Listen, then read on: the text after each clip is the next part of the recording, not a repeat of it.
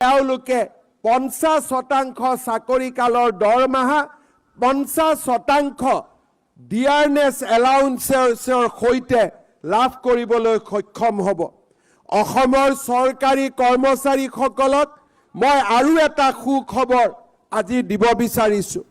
2005 চনৰ আগতে যিসকলৰ নিযুক্তিৰ প্ৰক্ৰিয়া আৰম্ভ হৈছিল, কিবা কাৰণত নিযুক্তিৰ প্ৰক্ৰিয়া 2005লৈ গুচি গ'ল, তেওঁলোকে ওল্ড পেঞ্চন স্কিমৰ জাগাত নিউ পেঞ্চন স্কিমৰ অন্তৰ্ভুক্ত হ'বলগীয়া হৈছিল।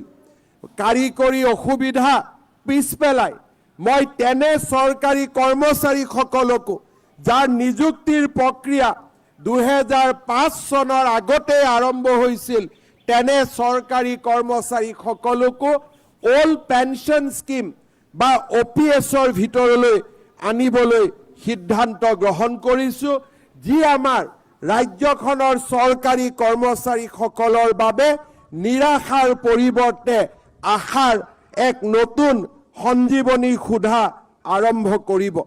শ্ৰদ্ধাৰ ৰাইজ, এই বছৰতে আমি 2006 চনৰ আগতে প্ৰতিষ্ঠা হোৱা যিবিলাক মহাবিদ্যালয় আৰু বিদ্যালয় প্ৰাদেশিকৰণৰ আওতাৰ পৰা বাদ পৰি গৈছিলে, তেওঁলোককো আমি প্ৰাদেশিকৰণৰ আওতাৰ ভিতৰলৈ আনিবলৈ আমি সিদ্ধান্ত গ্ৰহণ কৰিছোঁ।